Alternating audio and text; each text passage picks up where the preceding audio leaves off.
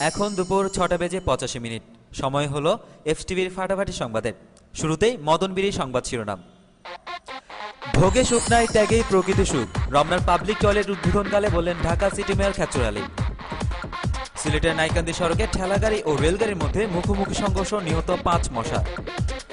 মাইনকারচিপা থেকে র্যাবের হাতে আটক হয়েছে কুখ্যাত বদনাচর মদনা, দেহ তল্লাশিতে হাতুড়া ও শ্রেণী উদ্ধার। কাউয়াতেলে বস্তিতে মুরগি ও কাউয়াদের মধ্যে ১০ ঘন্টা বন্দুকযুদ্ধ, শেষ খবর পাওয়া পর্যন্ত তা এখনও চলছে। ফাজিলপুরে সেনাবাহিনীর একটানা ৪২ ঘন্টা অভিযান, উদ্ধার ৩ হালি অবৈধ ডিম। এবং চুল টানাটানি প্রতিযোগিতায় অংশগ্রহণের জন্য কাল নাইজে যাচ্ছে বাংলাদেশ। আসসালামু আলাইকুম। ব্যাকুল ইবনে বেকুব এবং আমি নাচুন্নি বেগম আমন্ত্রণ জানাচ্ছি এফটিভির ফাটাফাটি সংবাদে। মদনবিড়ি সংবাদ শিরোনাম শুনছিলেন, এবার বিস্তারিত। রমনার পাবলিক টয়লেট উদ্বোধনকালে ঢাকা সিটি মেয়র খেচর আলী বলেছেন, ভোগে সুখ নাই, ত্যাগেই প্রকৃত সুখ। মনীষীদের মহান উক্তিটি বাস্তবায়নের লক্ষ্যে রমনার সাধারণ পাবলিকদের জন্য তৈরিকৃত এই টয়লেটটি মারাত্মক মাইলফলক হিসেবে কাজ করবে বলে তিনি মনে করেন। তিনি আরও বলেন, ভোগ করতে করতে আমরা ত্যাগের কথা ভুলতে বসেছি, তাই জাতির উন্নয়নের লক্ষ্যে আমাদের আরও বেশি ত্যাগী হতে হবে। অনুষ্ঠানে আরও উপস্থিত ছিলেন মুরগি মিলন, টেরা মফিজ, পিচ্চি হান্নান ও টোকাই সাগর সহ আরও অনেক বিশিষ্ট সমাজসেবকবৃন্দ এবং তাদের সাঙ্গপাঙ্গরা। এদিকে সিলেটের নাইকান্দি সড়কে আজ সকাল 10টা 39 মিনিটে ঠেলাগাড়ি ও রেলগাড়ির মধ্যে মুখোমুখি সংঘর্ষের সৃষ্টি হয়। সংঘর্ষের ফলে ঠেলাগাড়ি ধাক্কা খেয়ে রেলগাড়ির পাশের বাথরুমে দুমড়ে মুচড়ে পড়ে যায়।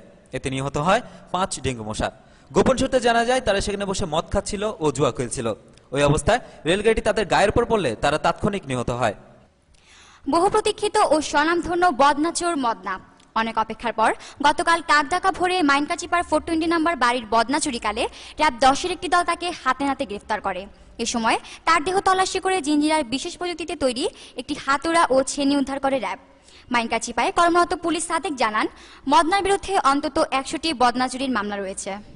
এবার সংঘর্ষের খবর। গতকাল কাউয়াতেলে বস্তিতে মুরগি ও কাউয়াদের মধ্যে বাধে লাগামহীন বন্দুকযুদ্ধ চলে টানা 10 ঘন্টা। বন্দুকযুদ্ধের পর 2টি মুরগি ও একটি কাউয়াকে গুরুতর অবস্থায় ভুংবাং মেডিকেলে ভর্তি করা হয়। শেষ খবর পাওয়া পর্যন্ত বন্দুকযুদ্ধ এখনও চলছে।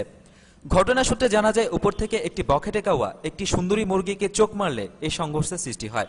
আর এই ঘটনা ক্ষতি দেখার জন্য 0 সদস্য একটি কমিটি গঠন করা হয়েছে। কাউয়াতলী বস্তিতে বর্তমানে অবস্থান করছেন আমাদের সিনিয়র রিপোর্টার জ্ঞানদারবাব চিকুমিয়া।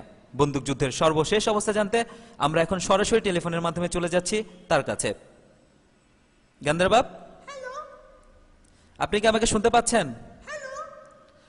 দুঃখিত, তিনি সম্ভবত এখন প্রকৃতির ডাকে সাড়া দিচ্ছেন, যার কারণে আমরা তার সাথে এই মুহূর্তে যোগাযোগ করতে পারছি না। বন্দুকযুদ্ধের সর্বশেষ অবস্থা জানতে পরবর্তীতে আমরা তার সাথে যোগাযোগ করার চেষ্টা করব। কাজে চলে যাচ্ছি পরবর্তী সংবাদে। এবার জুপিটার ব্যাংক ভিন্ন খবর। ফাজিলপুরে সেনাবাহিনীর একটি বিশেষ দল টানা ৪২ ঘন্টা অভিযান চালিয়ে 2টি মুরগি এবং তাদের তৈরি অবৈধ 3 হালি ডিম উদ্ধার করে। মুরগিগুলো তাদের ডিমের বৈধ কোনো লাইসেন্স দেখাতে পারেনি, আর তাই তাদের বিরুদ্ধে ভুয়াপুর থানায় অবৈধ জিনিস রাখার অপরাধে একটি মামলা দায়ের করা হয়েছে। এবার হ্যাংলালিং খেলার খবর। আগামী কিছুদিনের মধ্যে নাইজেরিয়ায় শুরু হচ্ছে বিশ্বব্যাপী চুল টানাটানি প্রতিযোগিতা। এই প্রতিযোগিতায় অন্যান্য দেশের মতো বাংলাদেশ অংশগ্রহণ করছে। আর এই জন্য 2 সদস্যের একটি ঝগড়াটে মহিলা দল কাল রওনা দেবে বলে জানা গেছে। তারা 2টি টেস্ট এবং 5টি ওয়ানডে খেলবে। দলটির এবারের পৃষ্ঠপোষক হিসেবে চুক্তিবদ্ধ হয়েছে বাংলাদেশ বাদারে মহিলা ফাউন্ডেশন। ঝগড়াটে মহিলা দলের ম্যানেজার ডাইনে বেগম এফটিভিকে এক সাক্ষাৎকারে জানিয়েছেন, প্রতিপক্ষের সমস্ত চুল টেনে ছিঁড়ে হলেও জয়ের মুকুট তারা ছিনিয়ে আনবেই। সংবাদ এখনকার মতো শেষ হলো। এতক্ষণ আমার সাথে থেকে সময় নষ্ট করার জন্য আপনাদের সবাইকে অসংখ্য ধন্যবাদ। এই ছিল দুপুরের সংবাদে। ভালো থাকবেন, সুস্থ থাকবেন এই প্রত্যাশায় আজকের মতো বিদায় নিচ্ছি।